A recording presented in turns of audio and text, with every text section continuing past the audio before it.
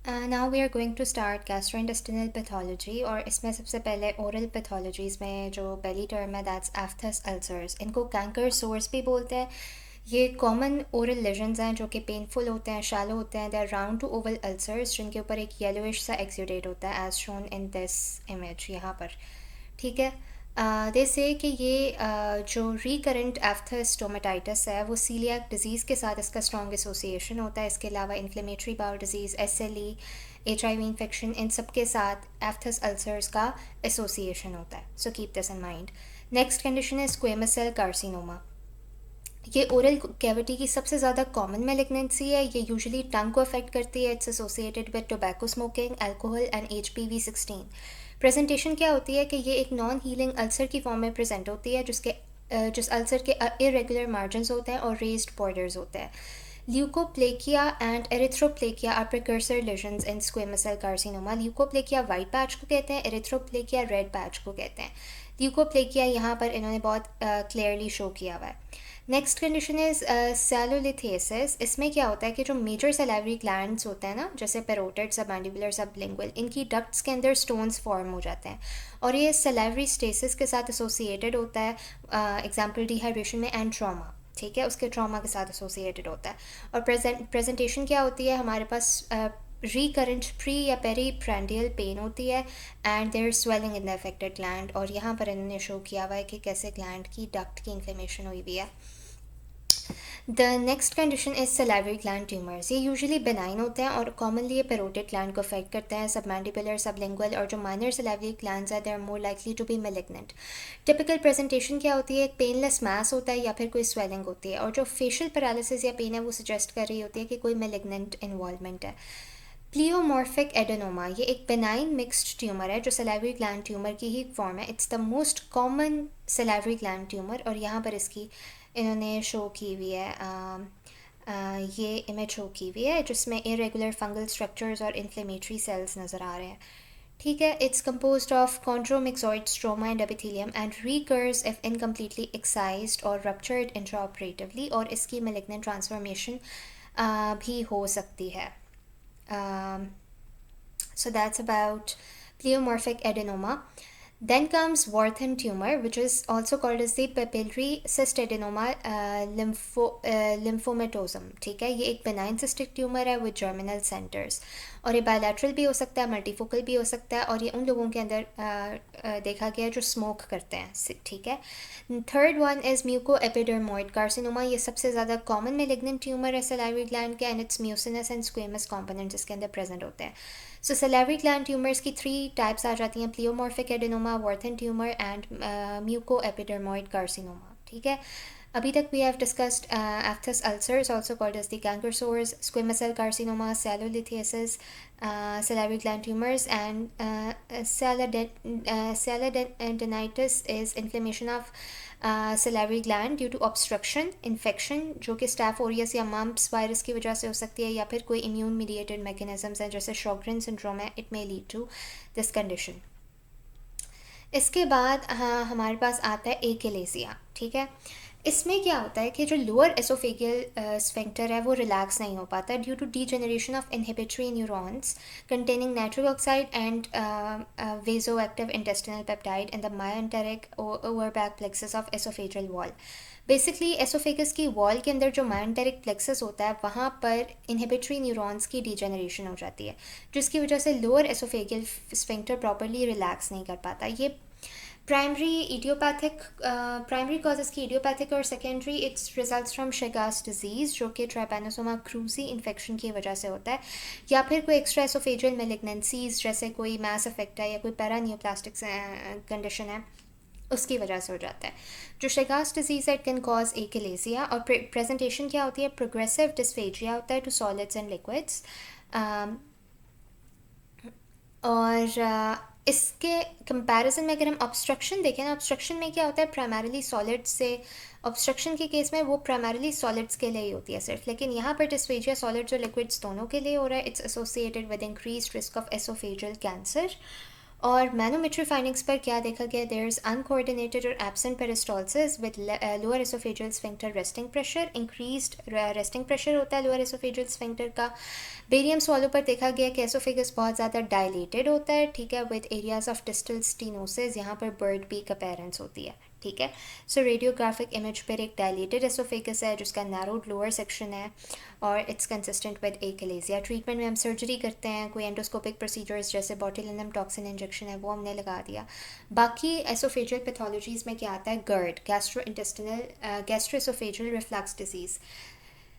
ये इसमें क्या होता है, there is a transient decrease in lower oesophageal sphincter tone, commonly present कैसे करता है, हार्टबर्न, रीगर्जिटेशन, डिस्फेजिया, और ये chronic cough, hoarseness which is laryngooesophageal reflux, laryngopharyngeal reflux उसकी फॉर्म में भी प्रेजेंट कर सकता है। अस्थमा के साथ इसका एसोसिएशन हो सकता है। इसकी कॉम्प्लिकेशंस में एरोसिव एसोफेजाइटिस, स्ट्रक्चर्स और पैरेट एसोफेगस आता है। व्हेन वी टॉक अबाउट एसोफेजाइटिस, तो इसमें क्या होता है, जो एसोफेजियल म्यूकोसा है उसकी इन्फ्लेमेशन हो जाती है। प्रेजेंट कैसे करता है, विद ओडाइनोफेजिया और डिस्फेजिया। इसकी टाइप्स होती हैं डिफरेंट। एक तो रिफ्लक्स या इरोसिव एसोफेजाइटिस होता है which is most common type, it is secondary to GERD. Second condition is medication induced oesophagitis, जो कि bisphosphonates, tetracyclines, NSAIDs, ferrous sulphate, potassium chloride इनकी लेने की वजह से होता है, ठीक है। Third condition is eosinophilic oesophagitis, जो कि क्रॉनिक होती है, इम्यून मीडिएटेड होती है। ईओसिनोफिल्स इसमें प्रीडोमिनेंट होते हैं। ये एटॉपिक डिसऑर्डर्स जैसे एस्थमा है उसके साथ स्ट्रॉन्ग एसोसिएशन होता है इसका, और इसमें एसोफेजियल रिंग्स और लीनियर फरोज नज़र आते हैं एंडोस्कोपी पर। नेक्स्ट कंडीशन इज इन्फेक्शियस एसोफेजाइटिस, जो कि कैंडिडा सबसे ज़्यादा कॉमन कॉज है। इसमें एक वाइट सूडोमेम्ब्रेन बन जाती है, you can clearly see over here कि यहाँ पर कैंडिडा की वजह से वाइट सूडोमेम्ब्रेन्स बनी हुई हैं। HSV1 की वजह से भी हो सकता है इन्फेक्शियस एसोफेजाइटिस, जिसमें पंच आउट अल्सर्स होते हैं।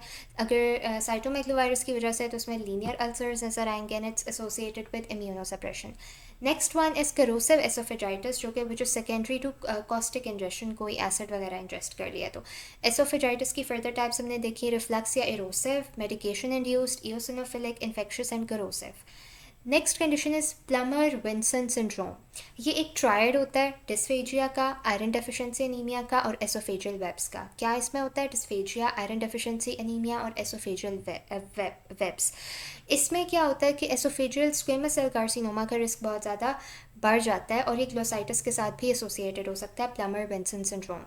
Next condition is Mallory Weiss syndrome. इसमें क्या होता है कि जो गैस्ट्रोएसोफेजियल जंक्शन है वहाँ की पार्शियल थिकनेस होती है और वहाँ पर लॉन्गिट्यूडनल लैसरेशंस बन सकती हैं। इट्स कन्फाइंड टू म्यूकोजा और सब म्यूकोजा, यानी उस रीजन में, जंक्शन के रीजन में mucosa submucosa mainly affect होगा due to severe vomiting and it often presents with haematemesis, that is vomiting of blood with और विदाउट एब्डोमिनल या बैक पेन। और ये उन पेशेंट्स के अंदर यूजुअली देखा गया है जिनके अंदर कोई अल्कोहल यूज डिसऑर्डर होता है या बुलिमिया नर्वोसा होता है, ठीक है। Next condition is oesophageal varices. इसमें क्या होता है कि देयर इज यू नो जो एसोफेगस का लोअर वन थर्ड है वहाँ पर डायलेटेड सबम्यूकोजल वेन्स होती हैं। ये एसोफेगस का लोअर वन थर्ड है और यहाँ पर हमें डायलेटेड नज़र आ रही हैं कि डायलेटेड वेन्स है in the lower one third of oesophagus, secondary to portal hypertension, ठीक है। और पोर्टल हाइपरटेंशन के रिजल्ट में एसोफेजियल वेरिसेस होते हैं और ये उन पेशेंट्स के अंदर कॉमन देखे गए हैं जिनको सिरोसिस होता है and it may be a source of life threatening haematemesis. Oesophageal varices होते हैं, इट्स एन इमरजेंसी कंडीशन। फिर आ जाती है डिस्टल एसोफेजियल स्पैज्म। इसको फॉर्मरली डिफ्यूज एसोफेजियल स्पैज्म भी कहा जाता था। It's spontaneous, non peristaltic, uncoordinated contractions of the oesophagus with normal left lower oesophageal sphincter pressure, ठीक है। ये प्रेजेंट कैसे करती है, डिस्फेजिया होता है, एंजाइना लाइक चेस्ट पेन इसमें होती है, बेरियम swallow में कॉर्क्स क्रियो एसोफेगस देखा गया, ठीक है। और मैनोमेट्री डायग्नोस्टिक है, ट्रीटमेंट में हम नाइट्रेट्स और कैल्शियम चैनल ब्लॉकर्स देते हैं। Next condition is scleroderma oesophageal involvement. इसमें क्या होता है कि जो एसोफेजियल स्मूथ मसल है उसकी एट्रोफी और फाइब्रोसिस हो जाती है, जो लोअर एसोफेजियल स्फिंक्टर का प्रेशर है वो कम हो जाता है and there is distal oesophageal dysmotility. As a result क्या होता है, एसिड रिफ्लक्स और डिस्फेजिया होता है which leads to stricture formation, Barrett oesophagus and aspiration and it's a part of good CREST syndrome, scleroderma oesophageal involvement. इसके बाद एक condition आती है दैट्स एसोफेजियल परफोरेशन. ये सबसे ज़्यादा commonly it's iatrogenic following oesophageal instrumentation. जो नॉन आइट्रोजेनिक कॉजेज़ हैं उसमें स्पॉन्टेनियस रप्चर, कोई फॉरेन बॉडी इंजेस्ट कर ली, कोई ट्रॉमा हो गया, कोई मेलिग्नेंसी हो गई, तो वो आ जाते हैं. इसमें क्या होता है, देयर इज़ न्यूमोमीडियास्टिनम. यहाँ पर एरोज़ के अंदर यहाँ शो किया हुआ है मीडियास्टिनम के अंदर एयर बहुत ज़्यादा आ जाती है. देयर सब क्यूटेनियस एम्फाइसीमा. और इसके अंदर साइंस के इसके साइंस जो हैं they include crepitus in the neck region और chest wall and it can indicate dissecting air. Then there's Boerhaave syndrome. I'm not sure if I'm pronouncing it correctly. ये transmural होता है, तीनों वॉल्स की थिकनेस को involve करता है. Usually distal oesophageal rupture होता है due to violent retching. So next condition is Barrett oesophagus. ये बहुत इंपॉर्टेंट टर्म है. इसमें क्या होता है, देयर स्पेशलाइज्ड इंटेस्टाइनल मेटाप्लेसिया इस डायग्राम में शो किया हुआ है. नॉर्मली जो हमारे पास एसोफेगस है उसके अंदर non keratinised stratified squamous epithelium होता है, वो रिप्लेस हो जाता है with intestinal epithelium. Intestinal epithelium क्या, it's non ciliated columnar with goblet cells. ठीक है. डिस्टल एसोफेगस के अंदर ये बैरेट एसोफेगस का फिनोमेना होता है. It's due to chronic GERD and it's associated with increased risk of oesophageal adenocarcinoma. ये आप नॉर्मली देख रहे हैं एसोफेगस और ये इसका लोअर एसोफेजियल स्फिंक्टर है. ये स्क्वेमो कोलमनर एपिथेलियन जंक्शन है. इट्स कॉल्ड सी लाइन और यहाँ पर फिर स्टमक आ जाती है. Next condition is oesophageal cancer. ये कैसे इसकी प्रेजेंटेशन होती है, देयर इज़ प्रोग्रेसिव डिस्फेजिया. पहले सॉलिड्स नहीं इंजेस्ट किए जा रहे होते हैं, फिर लिक्विड्स के साथ भी मसला आ जाता है. And then there is weight loss because it's cancer malignancy का एक बहुत इंपॉर्टेंट फीचर होता है कि वेट लॉस होता है. फिर aggressive course due to lack of serosa in the oesophageal wall allowing rapid extension. इसका पुअर प्रोग्नोसिस होता है due to advance disease at the presentation.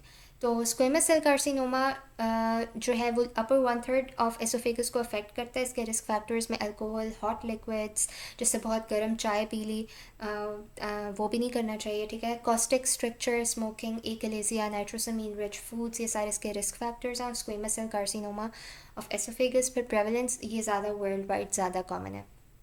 When we talk about adenocarcinoma तो वो लोअर 1/3 ऑफ एसोफेगस को affect करता है और इसके रिस्क फैक्टर्स में chronic GERD, Barrett oesophagus, obesity, tobacco smoking आती है और ये ज़्यादातर अमेरिका में ज़्यादा कॉमन है. So that's about the conditions related to esophagus mainly in the oral pathologies.